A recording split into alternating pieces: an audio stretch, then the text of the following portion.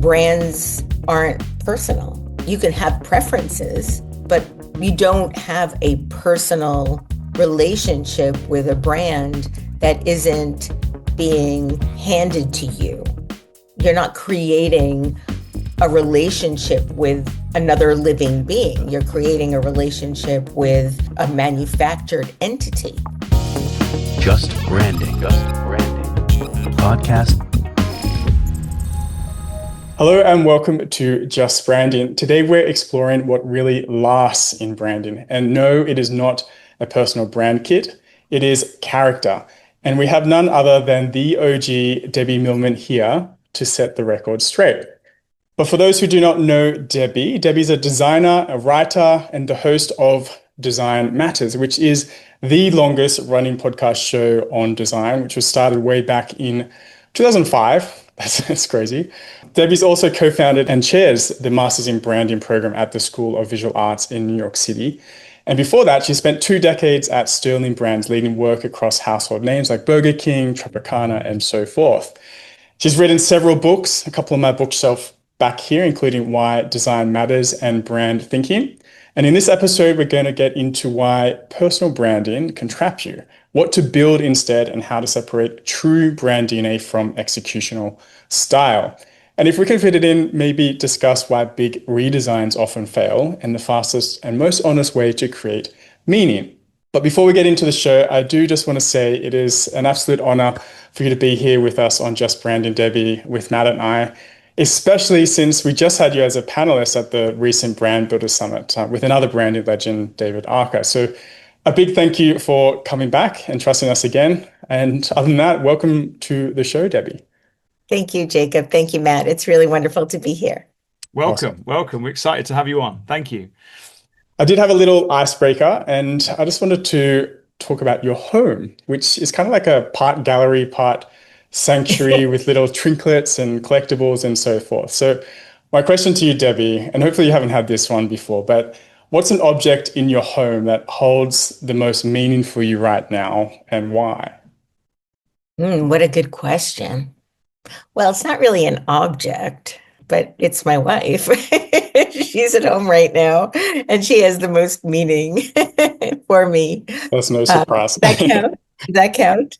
We'll let it pass. Is there any physical object that maybe not a human that comes to mind? Well, let's see. Whew. Stumped you off the bat, Debbie. So many to choose from. I mean, I'm a bit of a collector, and so I have things from high school, junior high school, elementary school. I have all sorts of photographs of my childhood because I kind of got them all. I received them all from the various parents that came and went. So I think I'm going to leave it at my wife. Okay, all right. Other than that, it's like Sophie's choice. It's so hard to choose. Totally. Well, transitioning from that, you once called brand manufactured meaning. I think we talked about this a little bit with David. Do you also want to unpack that a little bit for us and perhaps share an honest way to manufacture it fast, without faking it? Well, I believe that brands are manufactured meaning because brands don't exist unless we create them and imbue them with meaning. And so we can create just about anything now, but in order for it to make sense to anyone, we have to give it a place. We have to give it attributes, a name. And it's only recognizable and understandable when there's consensus that's built around it.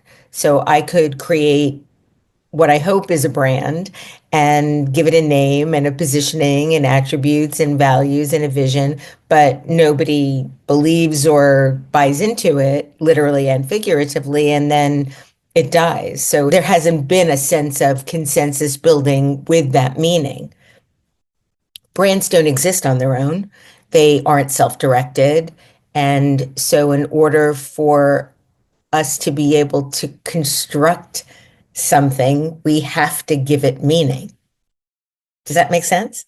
Yeah, absolutely. Oh, Matt actually has his definition of branding talks about meaning? Yeah, so I always think, well, just a definition that I think is helpful is that a brand is the meaning that other people attach to you and your offer, right? And branding is the attempt to manage that meaning, right? So exactly what you're saying, it doesn't No, exist no, no. I don't without think that. I don't think we're saying the same thing. Can you say that Okay. first part again? So brand is the meaning that other people attach to you and your offer. I believe that branding is the belief in the meaning that you construct, that Okay, other people believe what sure. you determined that meaning to be, but they don't independently create that meaning. They either believe it or they don't believe it. And so the process of manufacturing meaning is the ability that we have to project that meaning into something. The belief of that meaning is what other people bring to the table. Sure. Sure. It exists in their hearts and minds, right? I think it exists in their brains and then moves into the other organs. But yes, mind, yes, it exists in the mind and then moves into every other place. And you've also called personal branding like an oxymoron. So why do you see that? How is that like limiting for brands? Let's take it from the logic of or the agreement that brands are manufactured meaning. If brands are manufactured meaning, then why would anyone want to or seek to be manufactured? Humans can own brands and create brands and manage brands and represent brands. But to be a brand is a fixed moment in time. People don't like when brands change very much, but humans change all the time. We want to be able to change and grow and develop. We also sometimes have missteps, and the only way to be able to really grow is to take risks. Brands tend to be very risk adverse. Most shareholders would say manage your risk. People want to be able to be free and be self-directed. And brands don't have that ability. So once you put yourself into the brand format and say you want to be a personal brand, you're essentially taking all of the person out of yourself in order to be this fixed entity that people will be able to understand. And I think that's limiting. I think people can, as you mentioned earlier, build a reputation, build their character, become known for certain ways of behaving or creating. And to limit that to a brand feels like you're shortchanging everything that we are given in the magic of being human. Mm. So we often talk about definitions on here. So maybe before we tuck into the other option, like how would you define personal branding then? Well, I don't know that I would define it as much as describe it.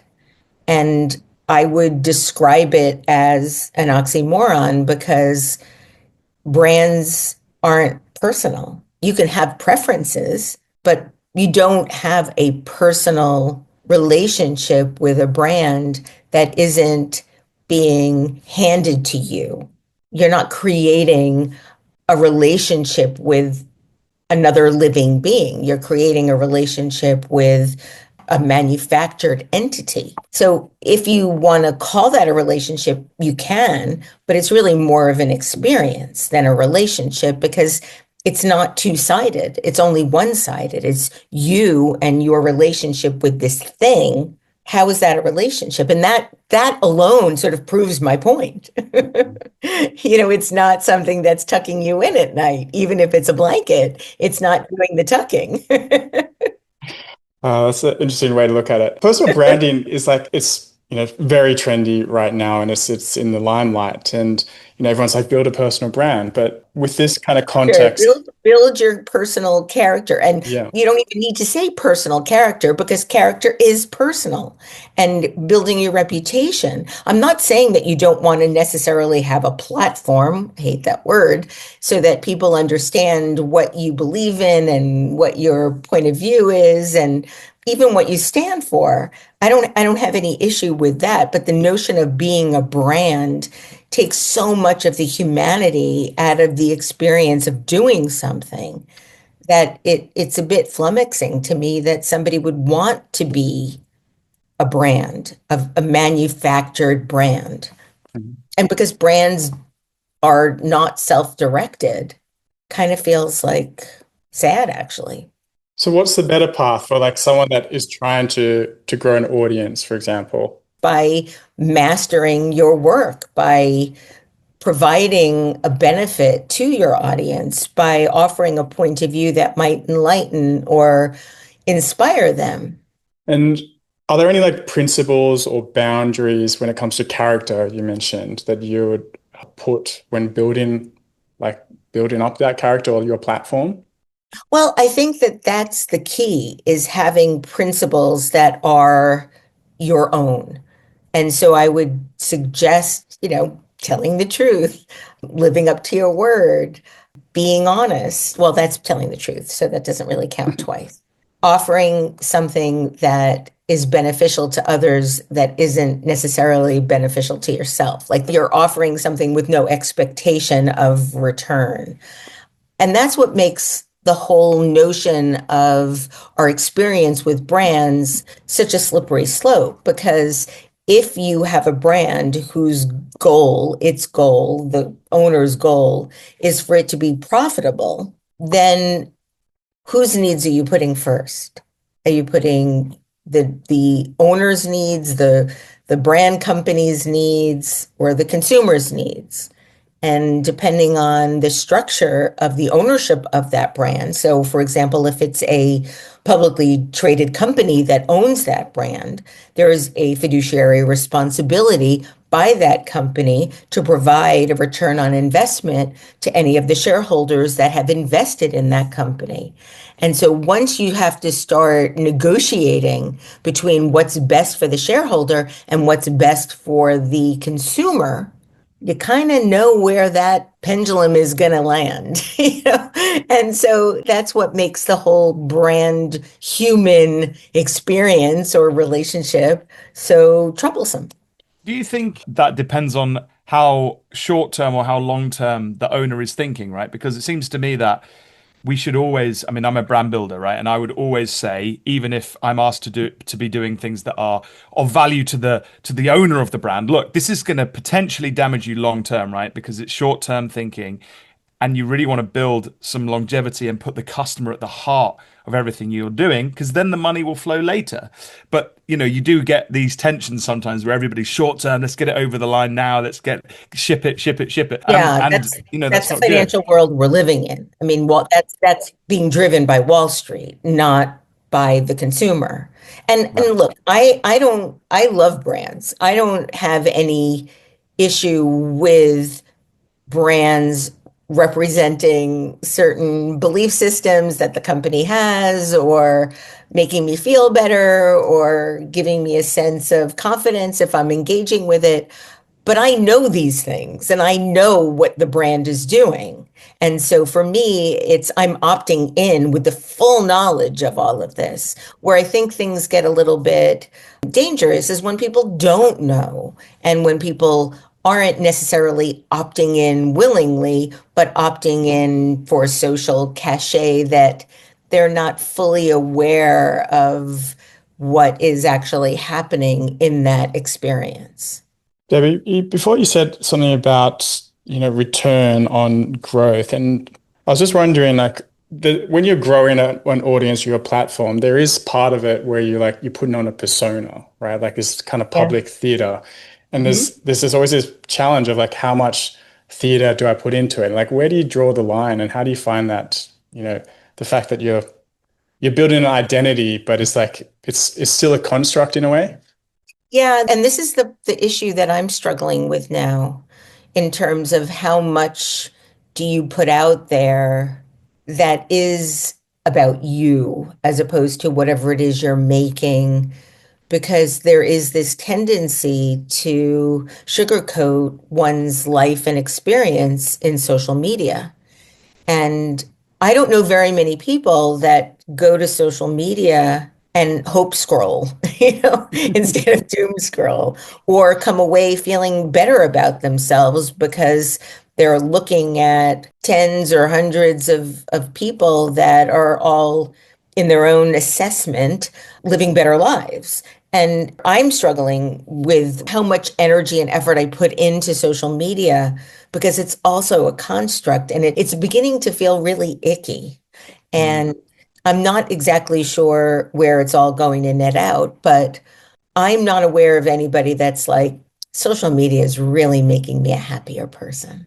In Australia, they just banned it for people under 16, the first Right. country. So yeah, it's says something about it. Yeah, I also struggle with how much to show. Like half my phone photos is just my kids, and that's where I spend the rest of my life. So it's like I want to share parts of that, but then it's like it's their life. So do you share that, or like how do you build a connection with other people that may have similar interests, like whether it be surfing or cooking or collectibles in your home? Like there is Yeah. definitely a line, and that's always a big challenge of like what is my personal brand and how much do I share of that construct. I've changed my algorithm really well. When I go to Instagram now, I'm fed Peanuts animations, a little bit of cooking and fitness. That's good. I like that. And of course politics. And the politics would depress me no matter what.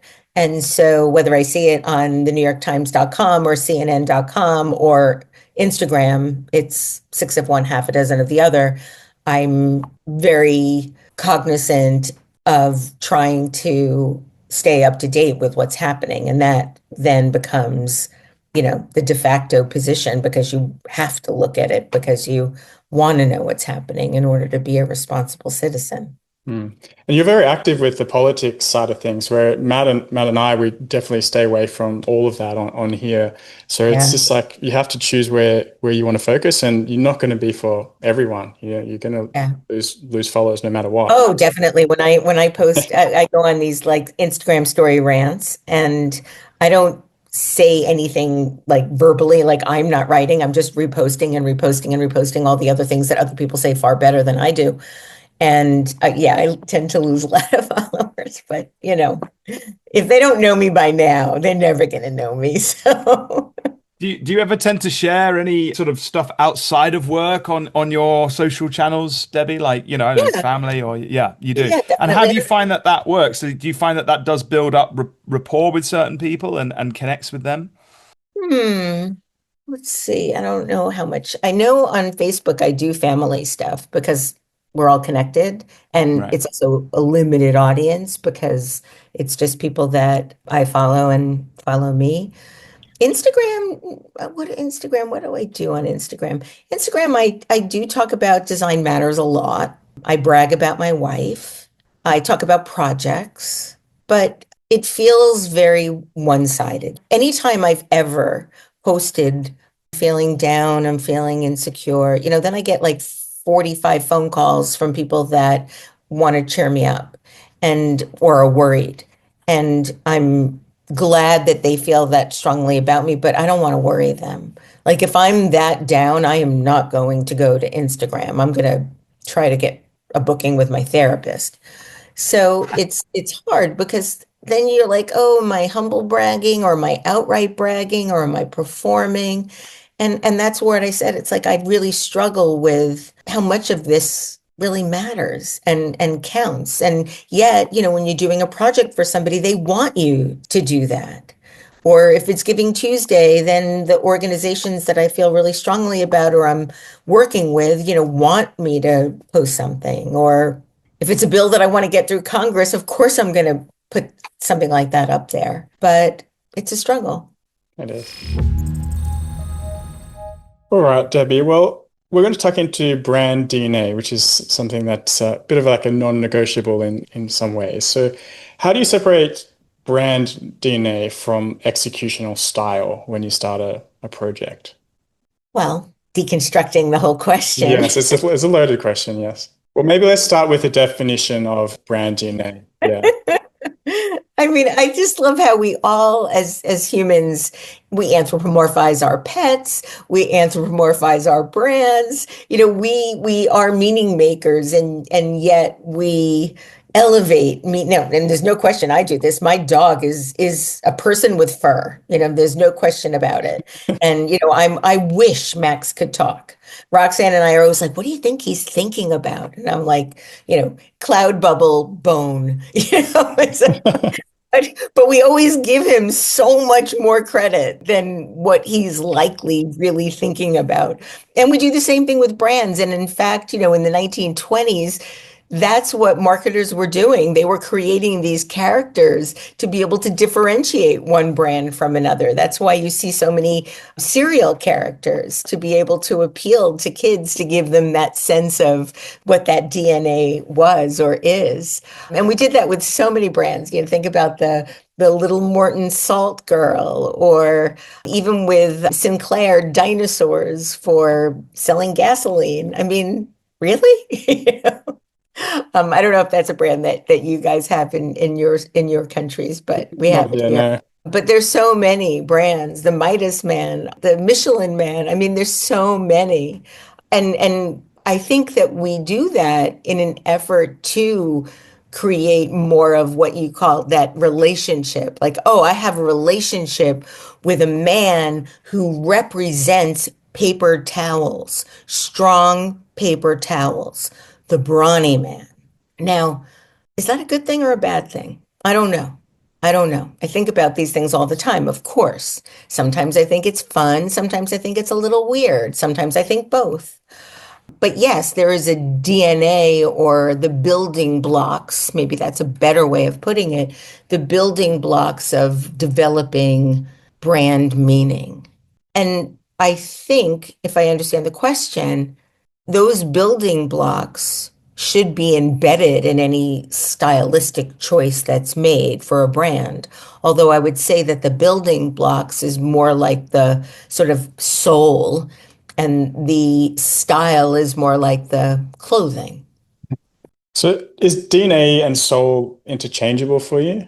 Well, they are in this realm of and in this conversation, but again, we're conflating consciousness, which is what humans have, with something that is not alive. And so, we're imbuing the soul into a fixed object without actual consciousness. That's the big difference for me between this notion of a personal brand. Well, you have consciousness, right? So you're making choices.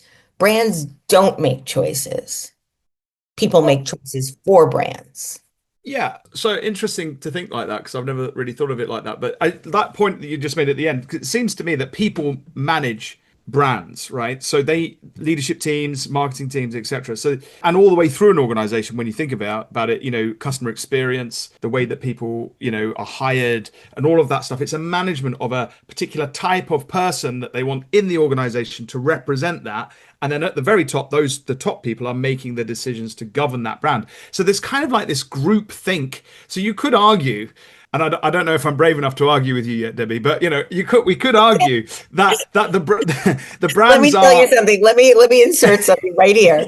One of my exes said, Debbie is always persuasive, but she's not always right. And I Lovely, lovely. But anyway, my point is, right, you could argue that the brands have a kind of a group think kind of scenario, right? Which, if it's manufactured in a way that everybody's on board and aligned with, that group think can direct that brand and behave as if it is a singular entity, almost a person, right? And I yeah, they can totally all take your point. they can all be in concert with each other. I mean, that's what Right. Accenture is always trying to do with in the way that they manage brand teams, or the way brand teams manage their brands. Right. Yeah. So there is this weird kind of relationship between brands and people. Like Apple, I expect Apple to behave a certain way, even though I know it's not a person.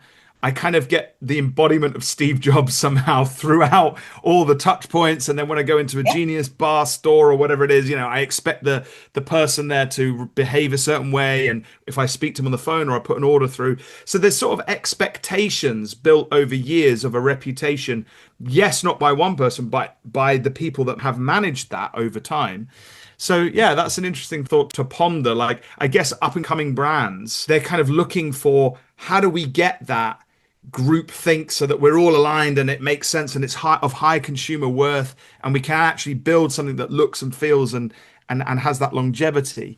And I guess that's what Jacob's sort of asking there. Like, how do they start to do that? Like, how do we get to that consensus, to that point where there's structure in place to do that? But maybe there isn't structure, but it No, seems to there me is. there is. Yeah, That's positioning. What for you sure. just described is positioning. That is brand positioning. It is creating a foundation that everyone can then work from. So it's the foundation of everything that exists in the world of this brand.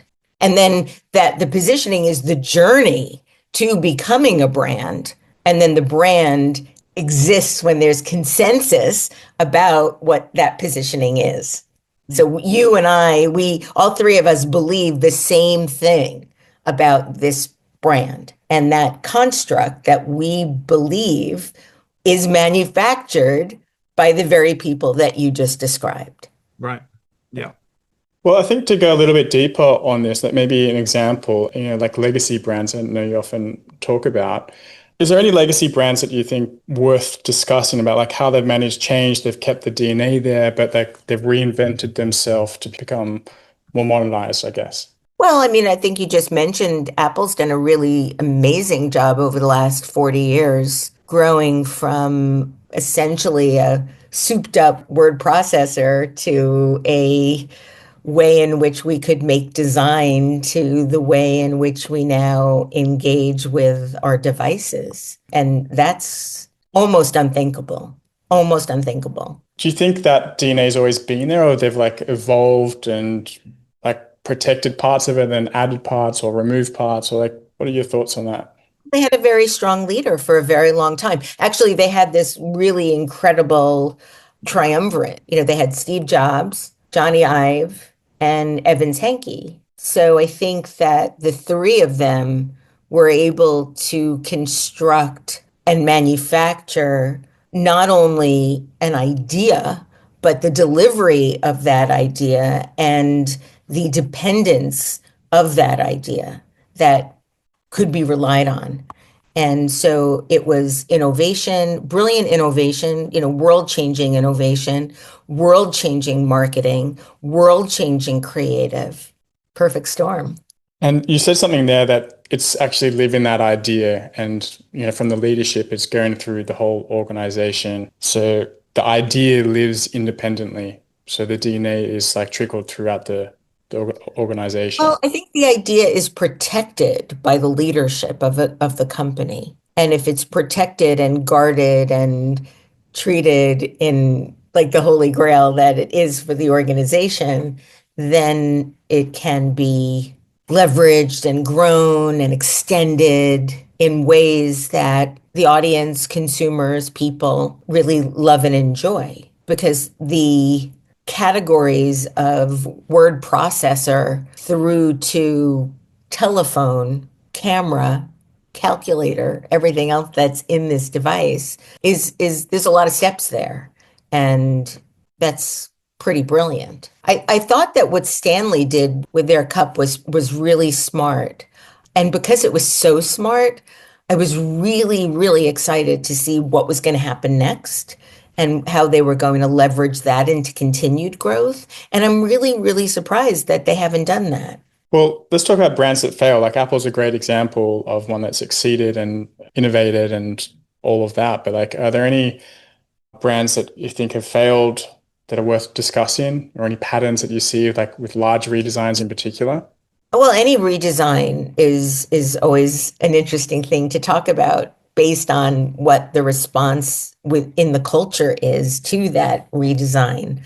I don't necessarily think that redesigns fail because of bad design, because there's a lot of bad design out there, and there's a lot of bad brands that are badly designed that do perfectly well.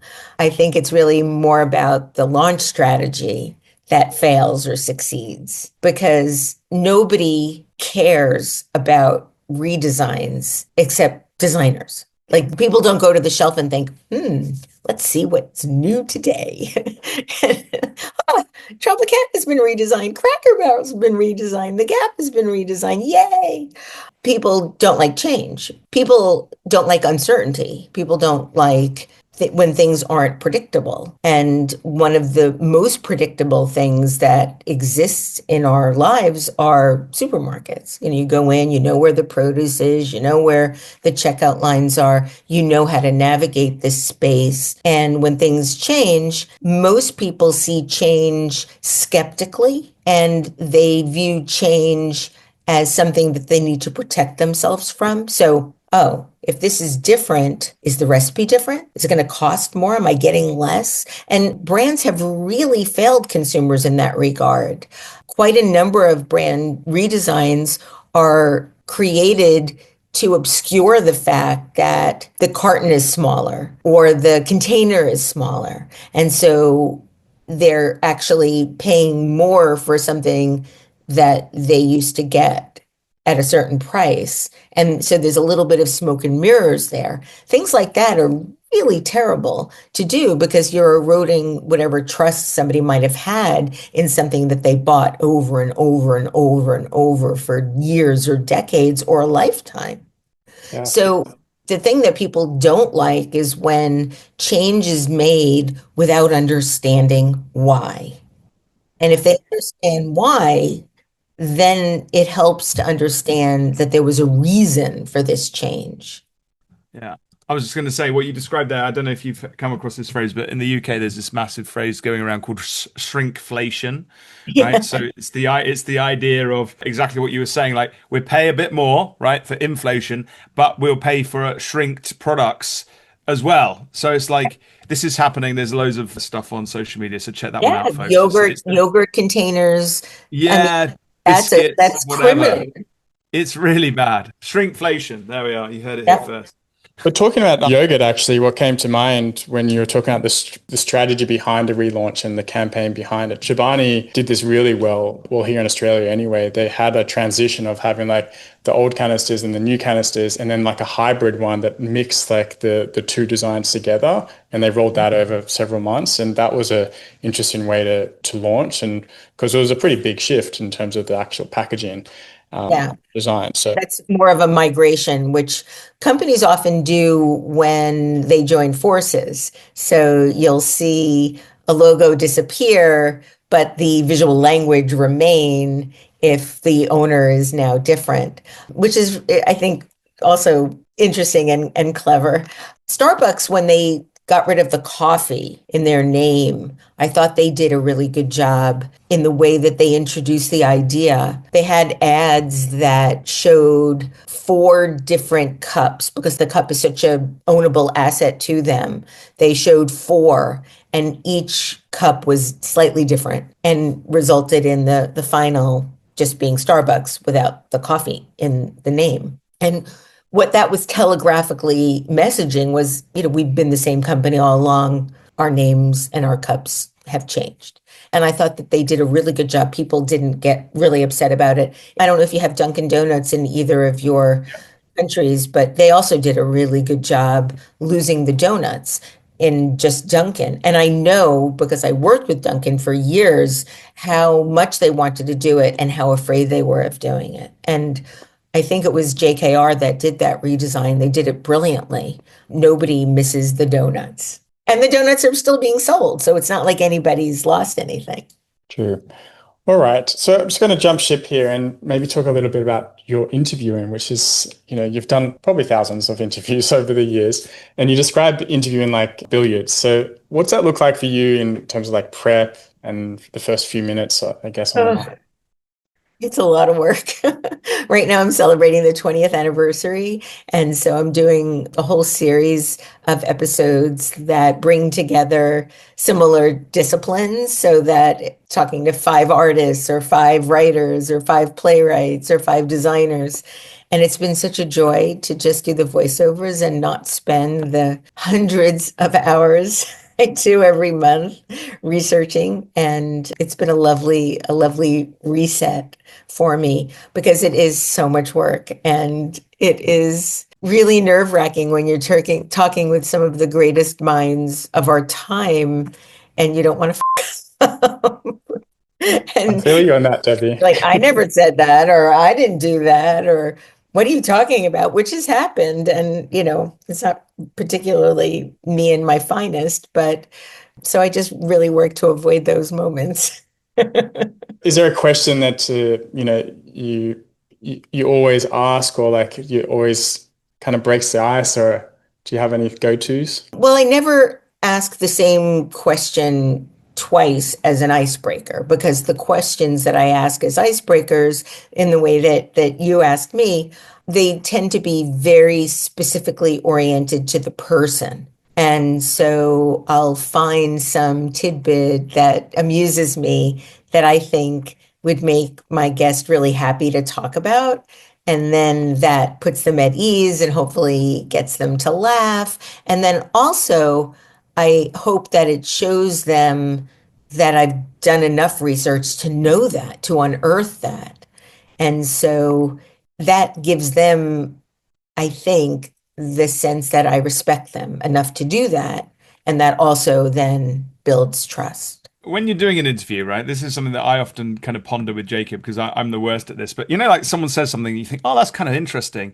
I'll go and meander down that road, right? There comes a point though where that probably wasn't the best time to meander down. Do you have any sort of principles as to that you follow that you would say, right, I'll follow that type of line of inquiry, but not those types? When do you stay on track and when do you meander, I guess is my question.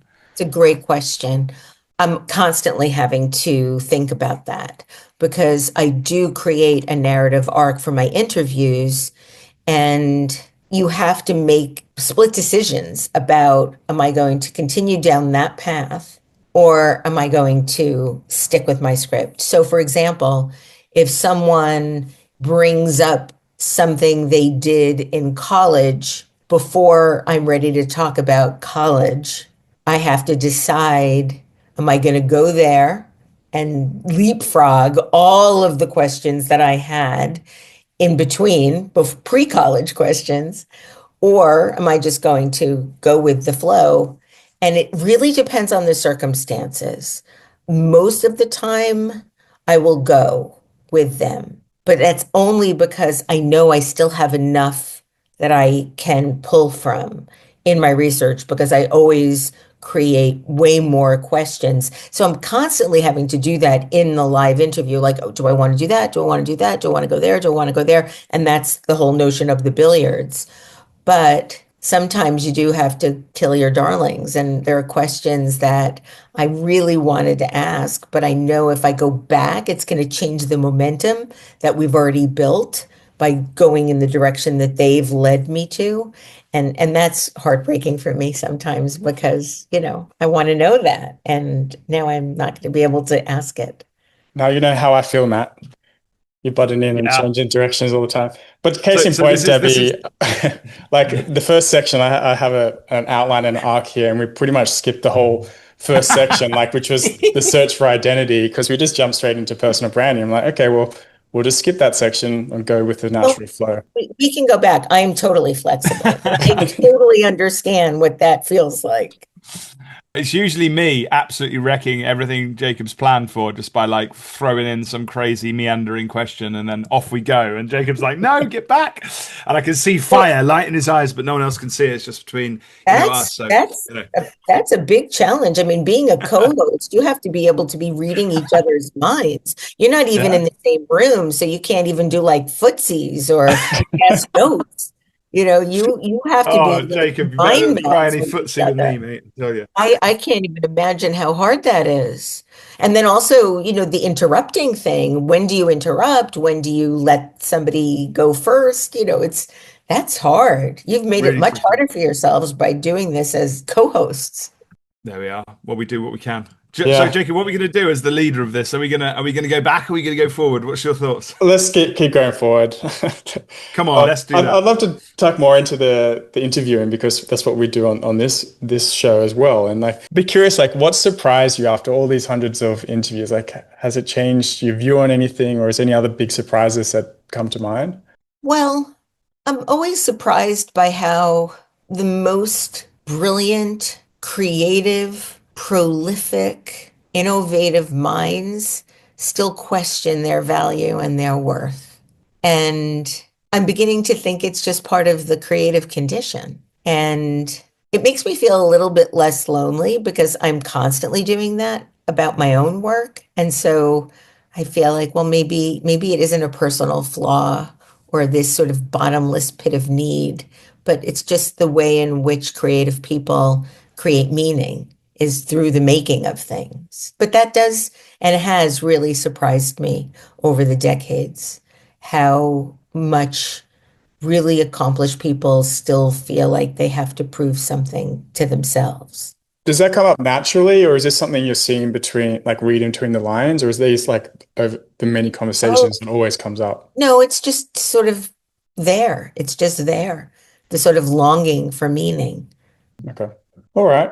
In thinking about what we've been talking about, there's genuine search for meaning, right? And then there's manufactured meaning. And that's, I guess, another, just coming back full circle to the earlier part of our conversation. That's one of the big differences between humans and brands. We're searching for purpose and meaning. We're not manufacturing it for ourselves. We're creating. So it's a big difference between creating meaning and manufacturing meaning. Thanks for closing the loop, Debbie.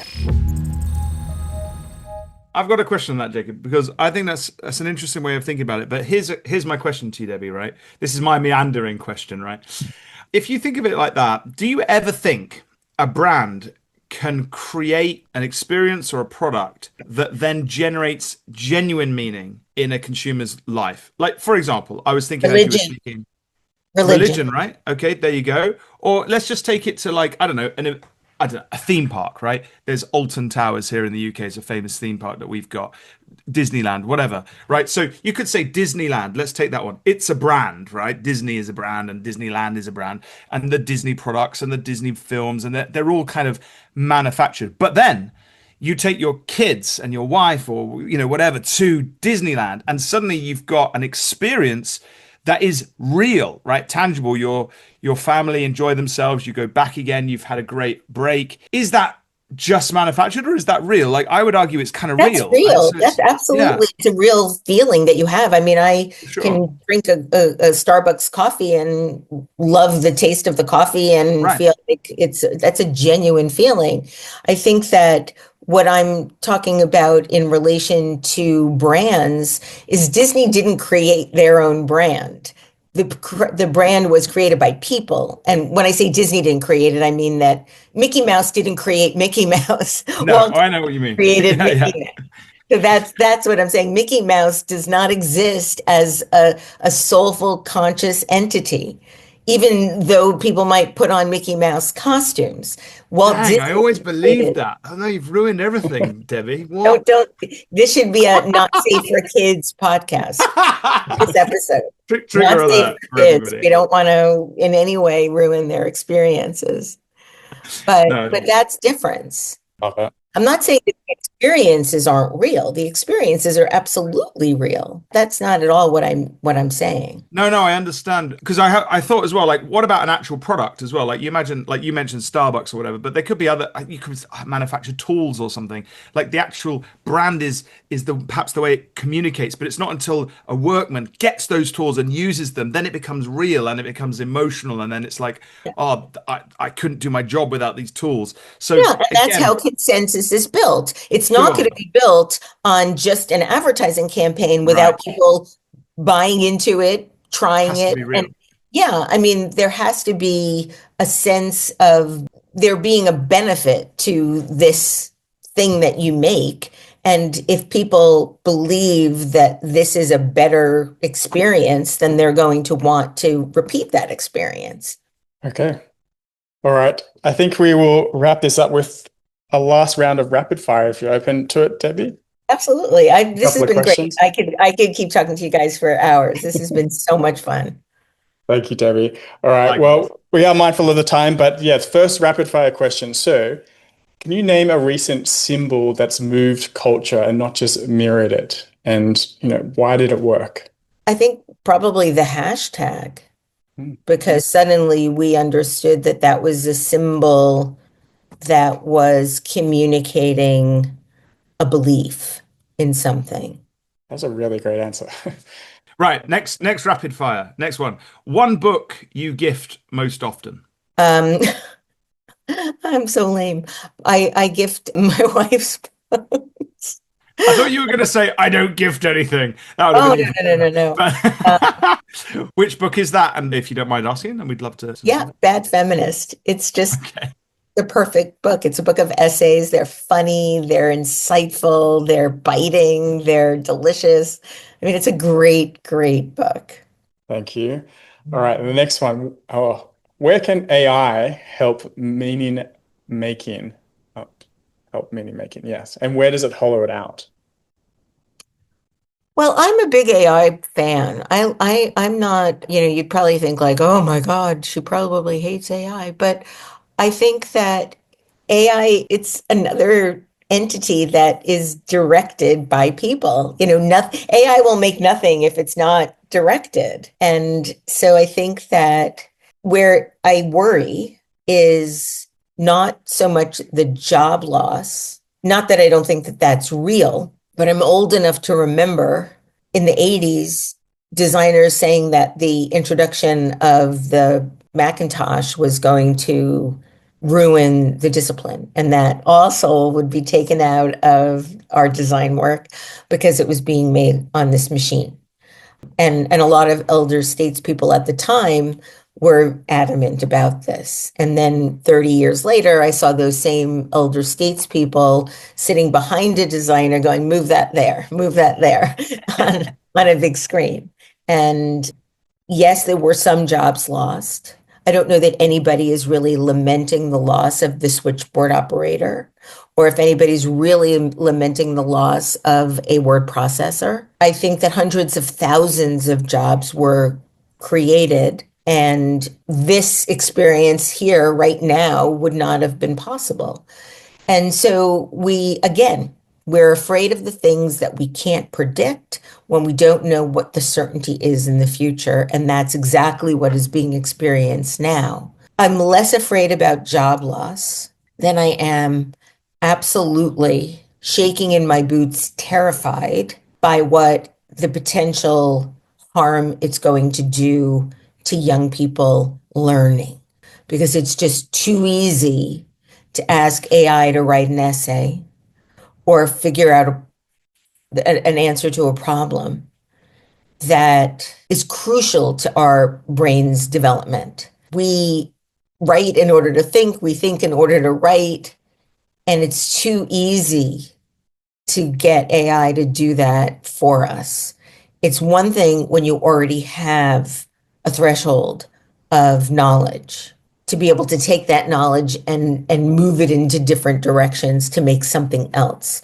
It's quite another thing to replace learning. And I see that as a teacher, I'm on the front lines of seeing this happen, where people will take a creating writing class to learn how to write more creatively and are using AI to send in to submit an assignment. I see that in students that are using AI to write reports that would reflect how much they learned about something they were taught. That whole equation coming out of the experience has enormous, enormous ramifications on the way in which these younger humans are going to be thinking in the future. That's scary. That to me is the scary part. And that's something I actually that I'm thinking about writing about. Yeah, you should.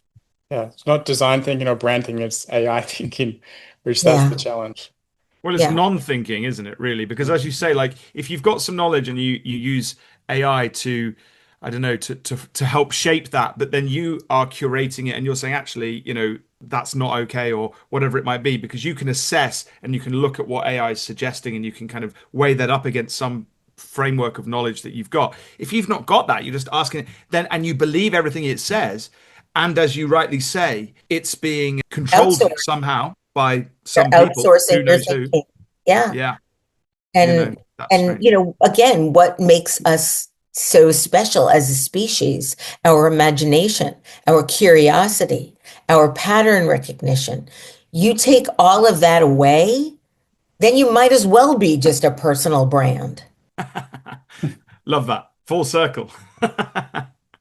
Yeah, the Good the stuff. next title, like you have brand thinking for your book, I think the next one would be not thinking, as Matt suggested. It's just really worrisome. I've got one last very quick question because I know we need to close out. But have you got an example of a design decision that you made, perhaps in the past in your career somewhere, that's aged differently than you expected? And what was it? This is really old. This is like one Old's from fine. Me and Jacob are quite old. in 1984 or 5. I think it was 1985. I had graduated college in 1983. So I was still trying to pursue all the things that I was interested in, writing, design, illustration, photography. And I was given an opportunity to fly in a helicopter over the New York Marathon start over the Verrazano Bridge. Whoa. And it was something that I was doing for the publicity team that was representing Greta Waitz, the Olympic marathoner who was running the marathon in New York that year. And lo and behold, I took a photograph that ended up being chosen by Fred Lebeau, who was then the head of the New York Roadrunners Club. They wanted to see my footage, and they chose it for the next year's marathon poster, which was an incredible, incredible honor. One of my first early miracles. And if you think about the Verrazano Bridge, the direction I was facing was Manhattan. And so I got all the people across the bridge that had just started running. But in the background was the World Trade Centers. And so I took this photograph. I never in a million years would have been able to understand what was going to happen in the world 15 years later. But there, in this perfect moment, were all of these runners taking off, running across the Verrazano Bridge. The whole bridge is covered with people. And then in the background, you see the World Trade Center. Nice. Okay, Wow. well, thank you for sharing, Debbie. And I think to wrap it up, where can people connect with you online? So it sounds all the usual social things, Instagram, Facebook, blah, blah, blah. But if they're interested in my writing or the work I do at the School of Visual Arts, they can go to my website, which has sort of links out to anything that I am part of, debbiemillman.com. Amazing, too easy. Well, Debbie, thank you. We'll wrap it up. Thank you so much once again from Matt and myself for carving out some time to come on our humble little Just Branding podcast. And I really enjoyed this conversation, and I hope our listeners did too. So thank you, Debbie. Thank you. Thank you both. Thank you, Debbie.